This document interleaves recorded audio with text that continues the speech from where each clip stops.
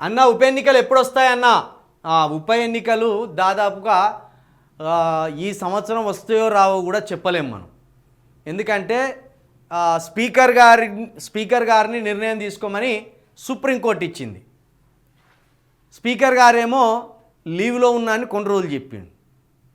ఇప్పుడు ఏం చెప్తారంటే మళ్ళీ స్థానిక సంస్థల ఎన్నికలు ఉన్నాయని జూన్ వరకు గడుపుతారు. దీన్ని జూన్ వరకు గడిపినాక ఎమ్మెల్యేల మీద ఎప్పుడైతే ఎమ్మెల్యేలను బర్తరఫ్ చేస్తున్నాం, ఎమ్మెల్యేలను డిస్మిస్ చేస్తున్నాం అని ఎప్పుడైతే అంటారో అక్కడి నుండి 6 నెలల లోపు ఎన్నికలు పెట్టాలి. ఒకవేళ ఇప్పటికిప్పుడే ఇది మార్చిలో ఎమ్మెల్యేలను అందరినీ సస్పెండ్ చేస్తే 6 నెలల లోపు అంటే అక్టోబర్ లోపు పెట్టాలి. కానీ సస్పెండ్ చేయలే.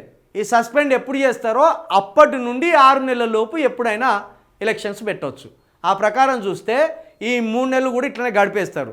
గడిపేసి మరి ఒకవేళ జూన్లోనో జూలైలోనో ఒకవేళ వాళ్ళని సస్పెండ్ చేస్తే వచ్చే సంవత్సరమే ఎన్నికలు జరుగుతాయి 10 మందికి సంబంధించి ఉప ఎన్నికలు.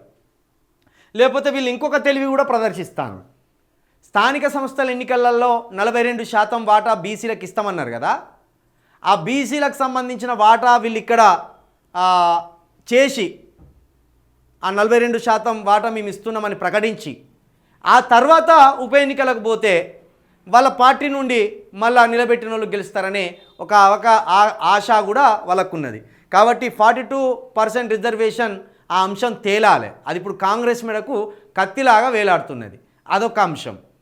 ఈ స్థానిక సంస్థల ఎన్నికలు ఒకటి ఉన్నది, 42% ఒకటి ఉన్నది. దాంతోపాటు ఎస్సీ వర్గీకరణ, ఎస్సీలో ఏబిసిడి వర్గీకరణ అంశం ఒకటి ఉన్నది. ఈ 3 ప్రధానమైన డిమాండ్లు ప్రస్తుతం కాంగ్రెస్ పార్టీ ముందున్నాయి.